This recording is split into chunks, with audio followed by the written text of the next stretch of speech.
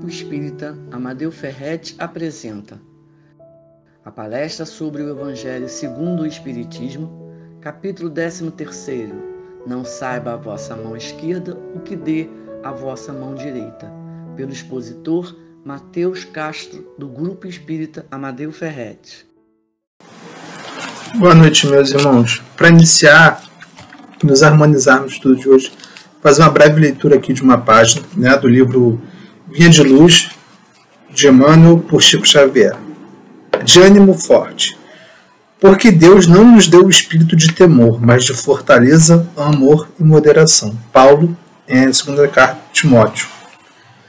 Não faltam recursos de trabalho espiritual a todo irmão que deseje reerguer-se, aprimorar-se e elevar-se. Lacunas e necessidades, problemas e obstáculos desafiam o espírito de serviço dos companheiros de fé em toda parte.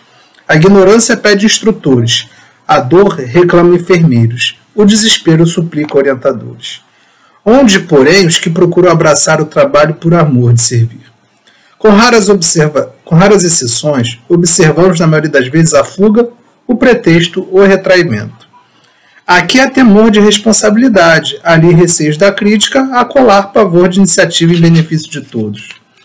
Como poderá o artista fazer ouvir a beleza da melodia se lhe foge o instrumento?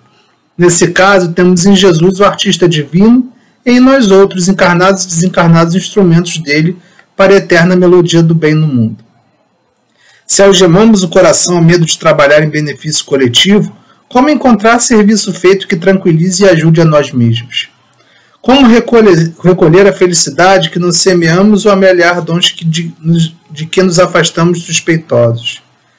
Onde esteja a possibilidade de sermos úteis, avancemos de ânimo forte para a frente, construindo o bem, ainda que defrontados pela ironia, pela frieza ou pela ingratidão, porque conforme a palavra iluminada do apóstolo aos gentios, Deus não nos deu o espírito de temor, mas de fortaleza e moderação. Nesse espírito vamos fazer nossa prece, fechar nossos olhos e elevar nossos melhores pensamentos e sentimentos. Deus Pai amado, ilumina-nos a todos, independente do momento em que assistirem esse estudo, que possam ter o seu coração reconfortado pelos ensinamentos do Cristo, pela mensagem a ser transmitida. Que a espiritualidade amiga ilumine cada vez mais o trabalho nosso, da nossa casa, e de cada uma das pessoas que porventura irá assistir a esse estudo. Que a espiritualidade amiga se faça presente na vida de todos e todas aquelas que tanto necessitam, Pai, do pão do Espírito. Que nesse momento de dificuldade em que os nossos encontros são apenas virtuais, que as nossas casas se tornem em espaços, em anexos dos nossos centros, e que possamos assim edificar em nossos lares verdadeiras casas de repouso e também de preparação e elevação espiritual.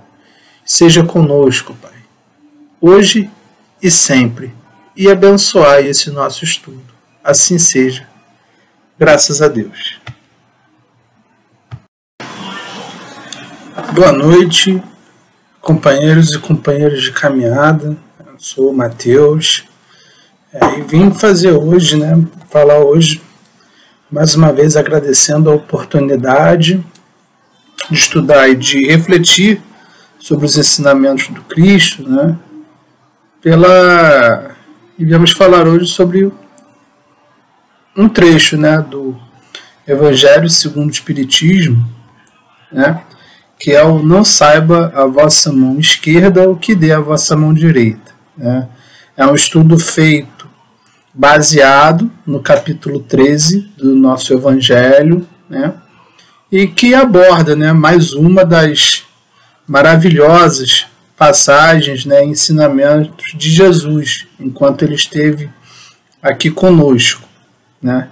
É um tema que ele está na ordem do dia, se a gente pode dizer assim, um momento tão importante para a gente, onde a gente, ao mesmo tempo que tem passado por um momento social bastante complexo, até mesmo conturbado, se a gente for considerar o o plano, digamos, mais imediato, né? Mas ao mesmo tempo é um momento, digamos, histórico para a humanidade que ele é repleto de oportunidades, né? E o bem aproveitar dessas oportunidades, né, passam diretamente por atentar, né, aos ensinamentos que Jesus já deixou para a gente há bastante tempo. E a gente muitas vezes insiste em não efetivá-los, né? A primeira questão que se coloca quando a gente vai falar mais especificamente sobre um dos ensinamentos do Cristo, né, é que, em sua grande maioria, ele os deixou por parábolas, né?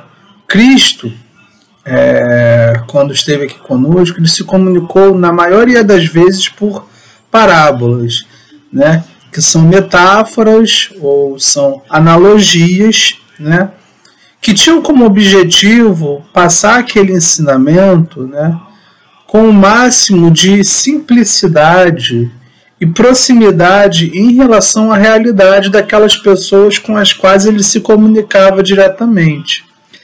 Mas também, né, devemos entender, né, que, segundo, né, que os ensinamentos da doutrina espírita nos mostram, né, que Cristo, sendo um governador, né, do nosso planeta, né, um espírito perfeito, os seus ensinamentos eles não se limitavam àquela época e muito menos se limitavam àquelas pessoas, né? São sempre ensinamentos, né, de caráter de validade, na verdade, que durarão pelo conjunto da eternidade, por eles serem baseados nas leis eternas de Deus, né? Então, o que Cristo sempre tentou fazer é buscar caminhos, como um bom professor que foi, né, um ótimo professor que foi, buscar caminhos de traduzir para nós, da maneira mais acessível possível, os conteúdos das leis divinas, para que nós possamos, né, nos ajustar a esses conteúdos e sermos felizes, né, ao evoluirmos, né? Só que, como um bom professor também, o que Jesus fez foi pegar, né, esses ensinamentos e, digamos, fazer uma adaptação tanto à realidade da época em que ele veio, mas também deixar elementos que, à medida que as pessoas fossem evoluindo, eles também pudessem permanecer, né? Eles pudessem ficar, né? Então, a comunicação por parábolas, elas também têm esse caráter, né? Você tem uma analogia ali que aproxima aquele ensinamento daquela realidade.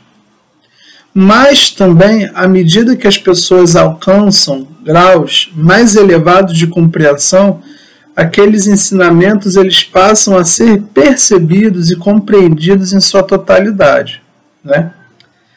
Entretanto, mesmo com o que nós já conseguimos evoluir, e não foi pouco em relação à época que Cristo veio, nós ainda não temos a capacidade de compreender esses ensinamentos em todo a sua dimensão, né? Então, a captar, né, os ensinamentos crísticos, né, nas parábolas, em sua total riqueza, né, de conteúdo, vai demandar, ou seja, vai cobrar da gente, né, que nós ainda galguemos alguns passos importantes na nossa caminhada evolutiva, né? E um reforço que tivemos, se a gente pode dizer assim, né, um instrumento que tivemos de ampliação dessa nossa compreensão é o Espiritismo, né, que é o Consolador prometido por Cristo em suas palavras, em seus ensinamentos, né? O Espiritismo ele veio para nós de maneira a nos dar ainda mais condições de ampliarmos o nosso cabedal, né, o nosso conjunto de conhecimentos, né, relativos à realidade, né, e com isso termos condições de agirmos ainda mais em conformidade com as leis divinas. Sendo assim, entrando mais especificamente nessa passagem, né, a gente vê que o objetivo é abordar a maneira como se deve ou não proceder com os gestos de caridade, o gesto de bondade, né?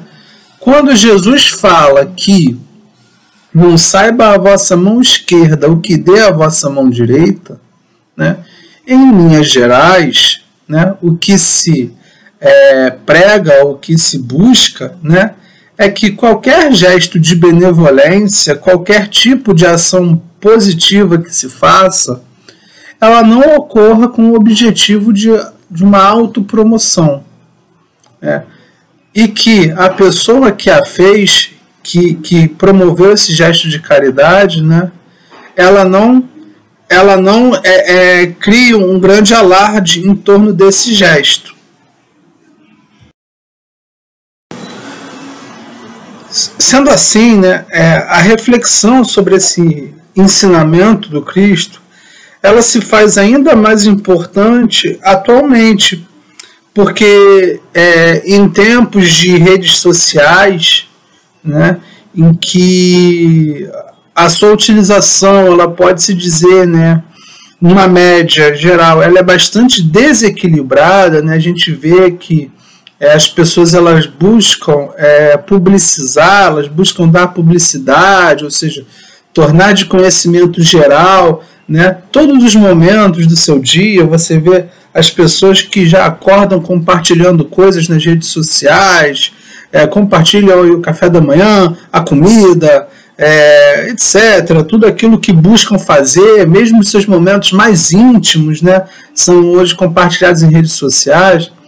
A gente vê que em geral, as boas ações, as ações cujo pretexto é a caridade, elas também acabam entrando nesse mote, né?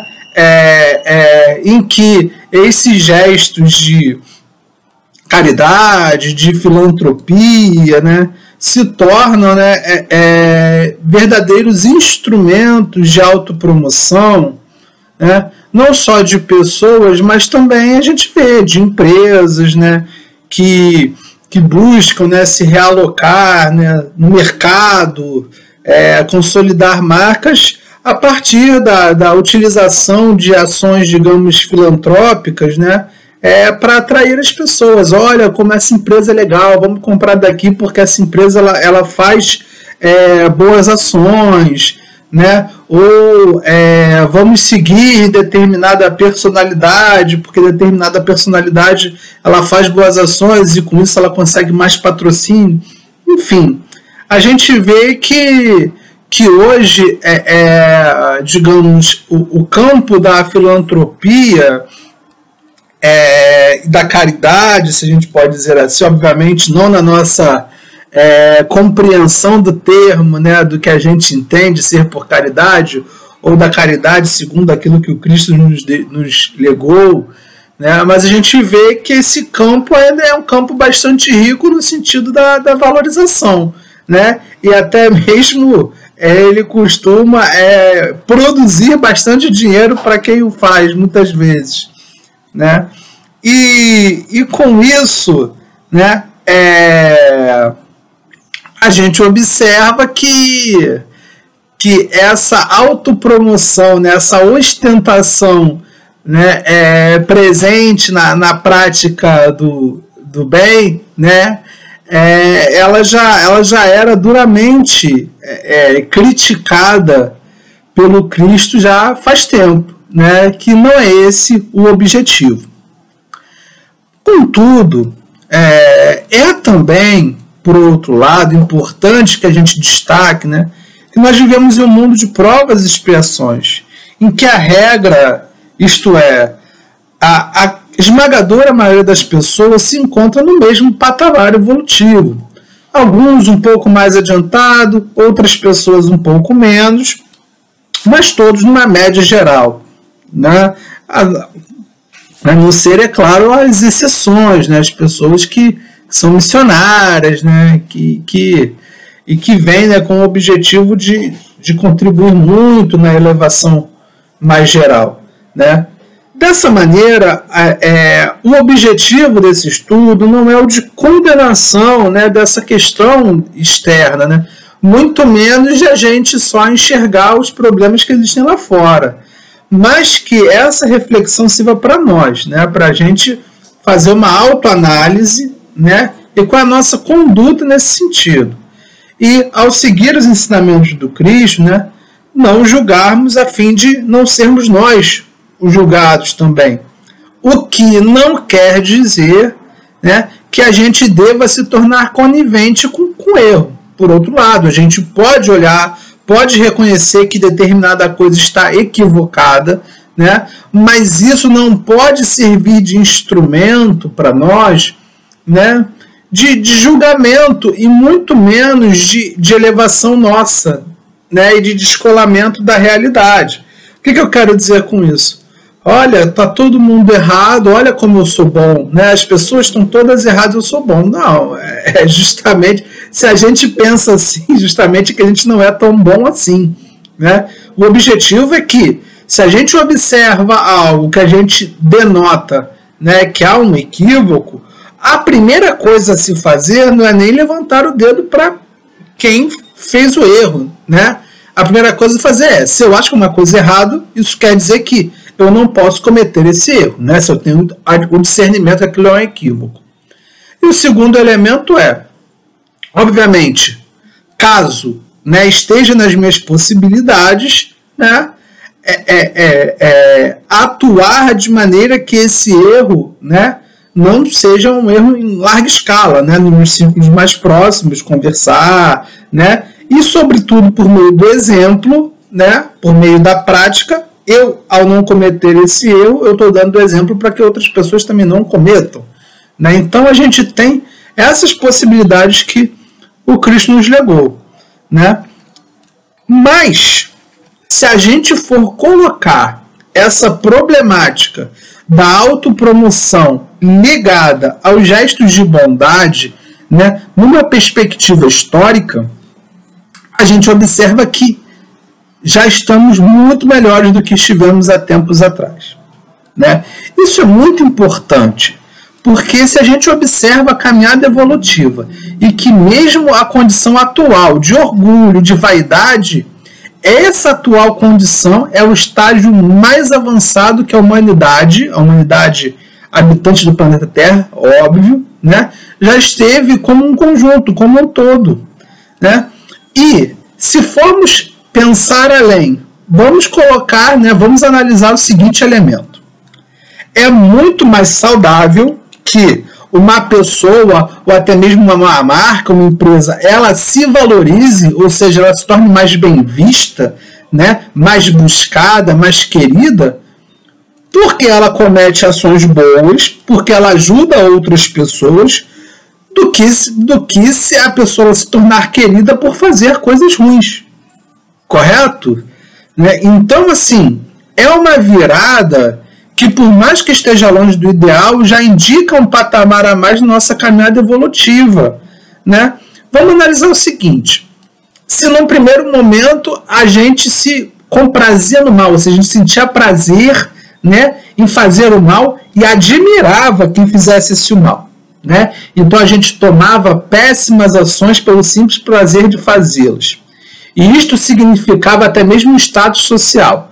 Ou seja, a gente tinha, há muito tempo atrás, execuções públicas. O próprio Cristo, né, foi crucificado, né? E as pessoas, e grande parte das pessoas que habitavam naquela época, aplaudiram, né, ficaram muito felizes com a crucificação do Cristo. Vamos pensar nisso, e que poderemos ser nós. Nada impede que fôssemos nós naquele momento, né? Graças a Deus nós temos o esquecimento, né? O véu do esquecimento, e a gente não lembra das besteiras que a gente fez, né? Mas vamos supor, se a gente antigamente achava o máximo, né, e com isso aplaudia o imperador quando o imperador mandava matar, mandava executar alguém, né?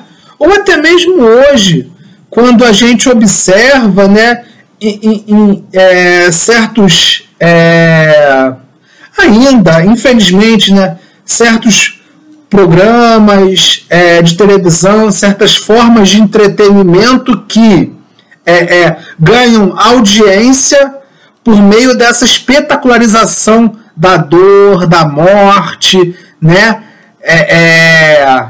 E que a gente vê, né, e que ainda são muito valorizados, né, a partir da propagação da violência, né? Então a gente vem numa transição histórica em que esse tipo de situação ele vai deixando de ser valorizado, né? Ou seja, o prazer que a gente sente ao nos depararmos com a violência, com a crueldade, ele diminui, né? E a gente começa a desenvolver até algum remorso. A gente olha aquela situação, poxa, isso não está certo, né? Eu vejo um programa que tem uma pessoa incentivando a crueldade, a morte, a tortura, a violência, a vingança, né? E eu já mudo de canal, já não valorizo aquilo, né? Ou eu deixo de ler aquele livro, ou eu mudo aquele programa, ou em redes sociais eu deixo de seguir, né, aquela pessoa. E a partir daí eu começo a valorizar o quê? As coisas boas, né? Então, se a gente vê que, se hoje, né, as pessoas entendem já um entendimento maior que eu devo valorizar boas ações, e essa prática seja feita ainda com o intuito de uma autopromoção, de uma autovalorização da ostentação, isso não é melhor do que você ser valorizado por fazer o mal? Né?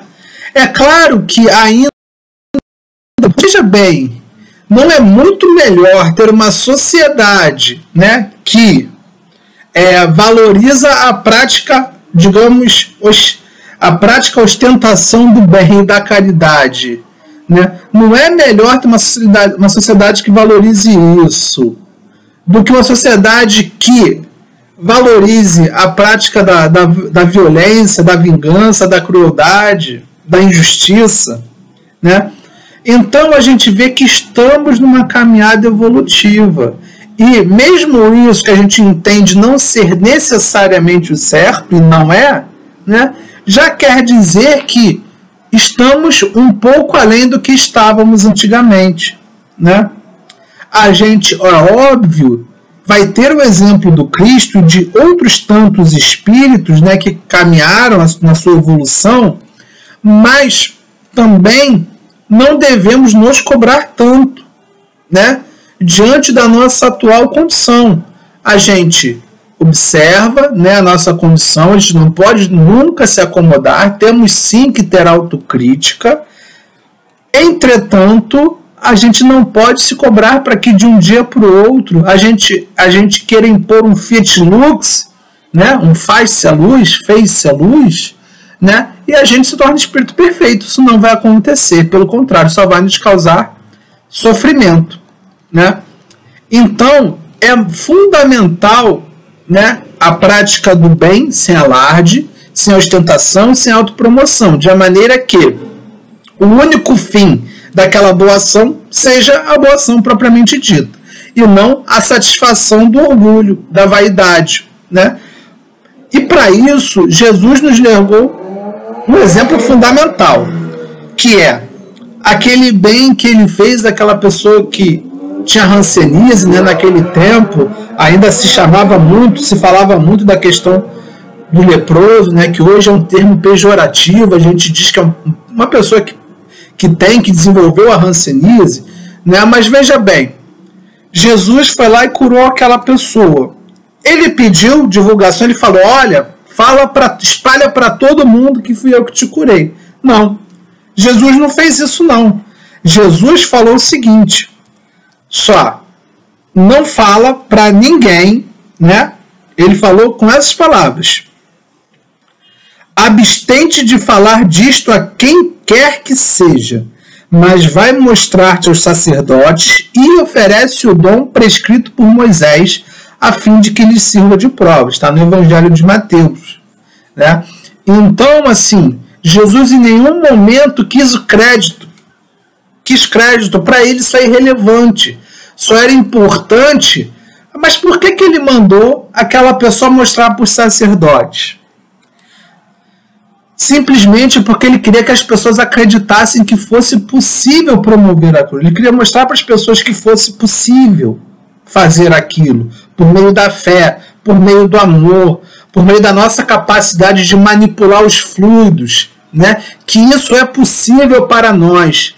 Mas ele em nenhum momento quis o crédito, não quis que as pessoas o louvassem por conta disso, não, né? Em nenhum momento ele quis. E tem também o caso, né, presente também no Evangelho segundo o Espiritismo, que é um caso muito interessante, né, que é o do óbolo da viúva, né, que é muito relevante, né, que é o Jesus quando estava ali de frente para o gasofilácio, né, que era onde as pessoas colocavam ali o seu dinheiro, e ele via que as pessoas mais ricas, elas iam lá, despejavam dinheiro e faziam um grande alarde.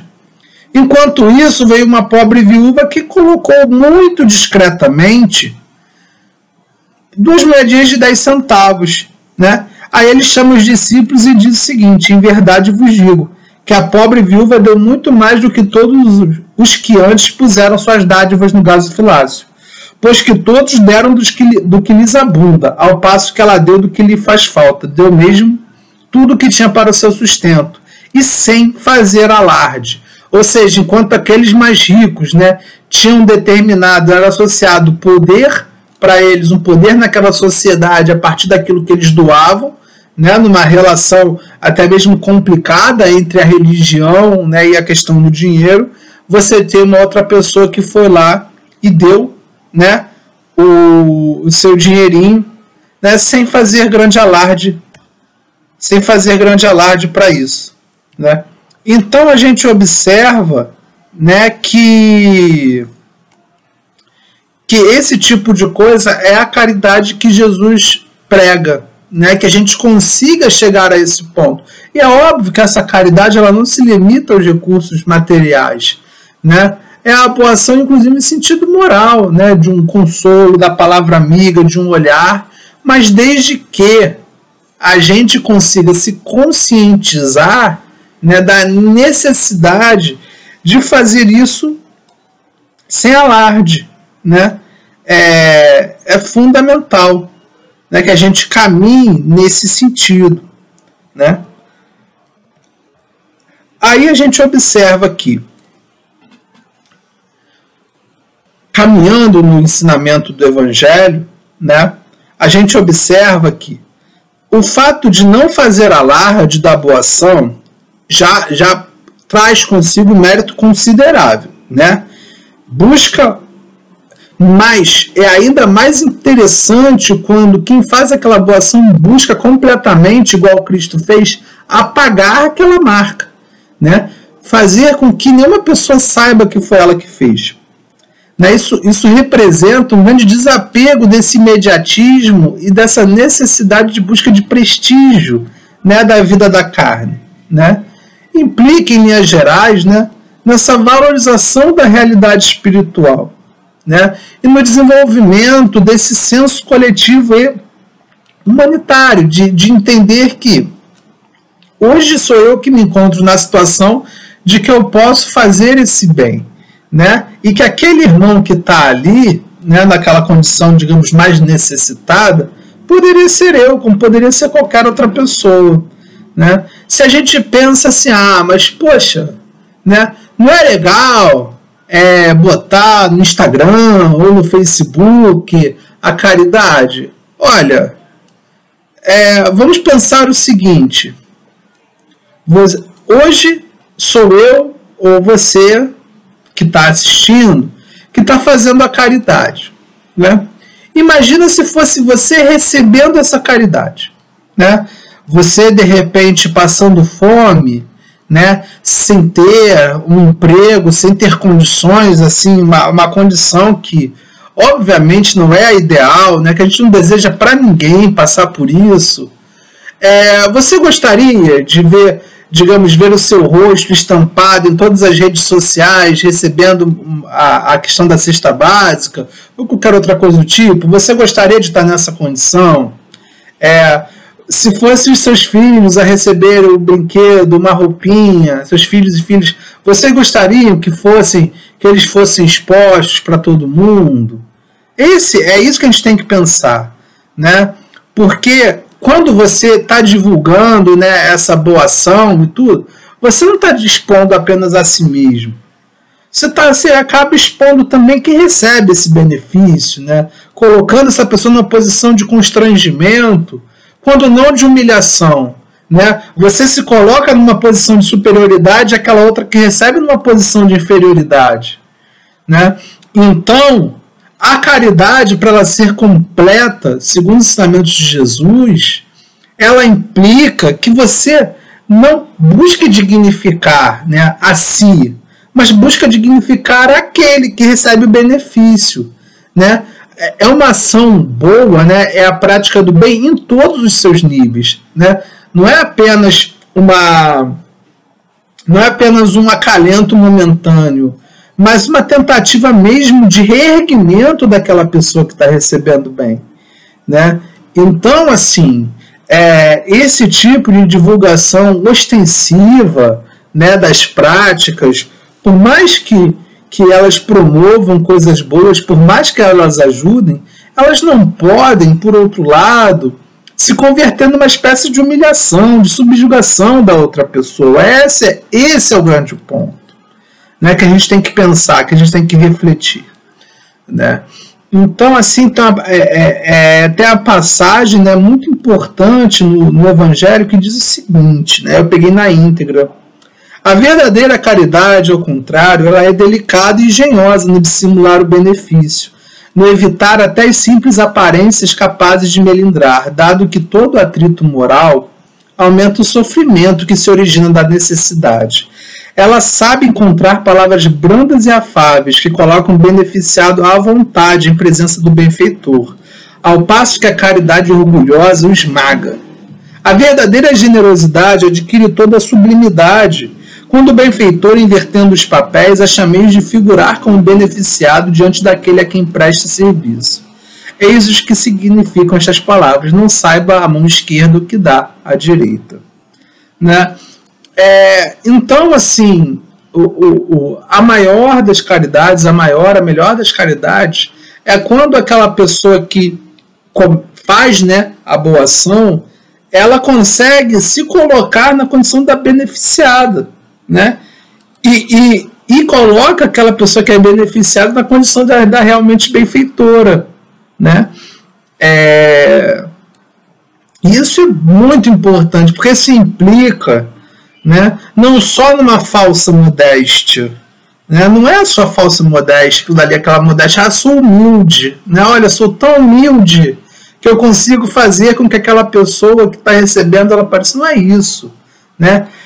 Isso significa, na verdade, um reconhecimento que, de fato, quando a gente promove, como a gente pratica essa boa ação, né, o que a gente está, na verdade, fazendo é um bem, em primeiro lugar, para nós mesmos, né?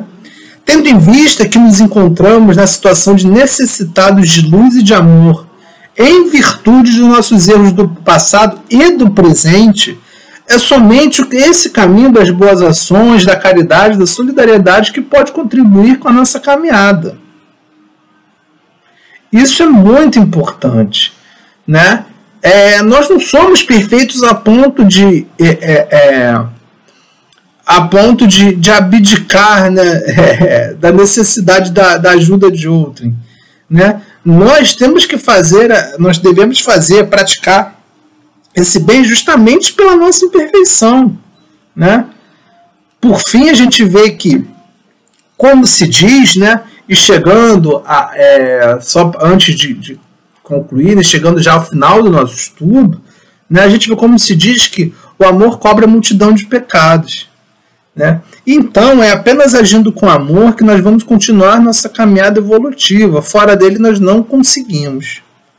Logo, a única conclusão possível é que não é por falsa modéstia que devemos ocultar as nossas boas ações, que devemos dignificar o beneficiário, mas sim porque nós somos efetivamente os verdadeiros beneficiados das boas ações, né? Quando a gente tem a oportunidade de ajudar outra pessoa, em primeiro lugar, a gente está se ajudando. Isso tem que ficar muito claro e a gente tem que praticar e reforçar isso, né?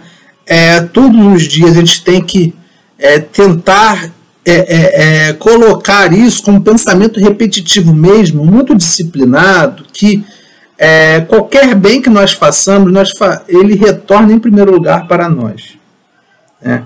Então, assim, quando a gente vê essa coisa do eu tenho que fazer essa autopromoção, para quê? Se a gente já está sendo beneficiado, para que a gente quer se autopromover? Para que a gente quer expor nas redes sociais sob risco de humilhar a pessoa que recebe nessa boa ação?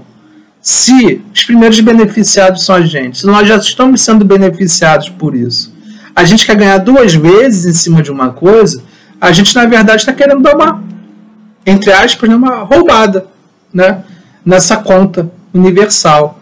Então, o que a gente observa, né, nesse ensinamento e que se faz mais atual talvez do que nunca, né, mais adequado ao nosso momento de evolução espiritual, né, é a necessidade de procedermos com a verdadeira caridade, indulgente, né, solidária, humilde, fraterna, amorosa. Por quê? Né? É ela que vai reverberar, né, em torno de nós, os primeiros beneficiados, mas para todos, né, para que nós consigamos, já que a gente quer, né, a gente pelo menos diz querer viver num mundo melhor, numa sociedade melhor, então que a gente adote essa postura, né, a postura da caridade, a postura do amor, a postura da solidariedade, a postura das leis do Cristo, das leis divinas, né, para que a gente consiga realmente edificar, né, essa sociedade e esse mundo que a gente diz tanto que quer viver. E para que a gente consiga evoluir e galgar cada vez mais passos. Porque Jesus já disse, vós sois deuses, né? Podeis fazer o que eu faço e muito mais. Chegando ao fim, companheiros e companheiras, né, do nosso estudo, queria agradecer mais uma vez pela oportunidade, né, de fazer essa reflexão, agradecer a todos e a todas que puderam assistir esse nosso estudo, né, que é sempre uma oportunidade muito importante de fazer essa reflexão, de poder refletir, de poder reler, e é necessário ler sempre e reler mais uma vez esses ensinamentos, né, para que eles fiquem bem internalizados e a gente consiga colocá-los em prática, né. Para finalizar nosso estudo, gostaria de fechar, né, com a prece em agradecimento, Pai, ao nosso Mestre Jesus, à espiritualidade amiga, né, aos mentores da casa, do grupo espírita, que possam, Pai, amparar-nos a todos que tanto precisamos de Ti, sobretudo nesse momento de maior complexidade, nesse momento de maior insegurança, que a nossa fé seja renovada, que tenhamos muita força e muito vigor em nossos propósitos, que não nos deixemos abater, por mais difícil que seja nesse momento para nós, ainda imperfeitos, ainda pessoas de pouca fé, mas que possamos caminhar um dia de cada vez, acreditando sempre que essa situação difícil vai passar e que a cada dia possamos ser um pouquinho melhores do que éramos no dia anterior. Ser conosco sempre, Pai, junto da espiritualidade amiga, que também possa ser fortalecida para o trabalho hercúleo que vem fazendo, né? Que todos os irmãos e irmãs, independente da religião, da sua condição, possam ser também amparados pela espiritualidade amiga, receber um pouco dessa bondade e desse amor divino. E que consigamos, Pai, internalizar cada vez mais os ensinamentos do Cristo, as suas leis, para que possamos assim promover a nossa evolução e a nossa caminhada individual e coletiva. Assim seja, Pai. Muito obrigado por tudo mais uma vez e tenhamos um ótimo momento juntos. Muito obrigado. Convidamos a todos para assistirem à nossa próxima palestra, dia 1º de fevereiro, às 18 horas, sobre o Evangelho segundo o Espiritismo, capítulo 14, Honrai a vosso pai e a vossa mãe, pela expositora Carolina Feitosa, do Grupo Espírita Amadeu Ferretti. Aguardamos vocês.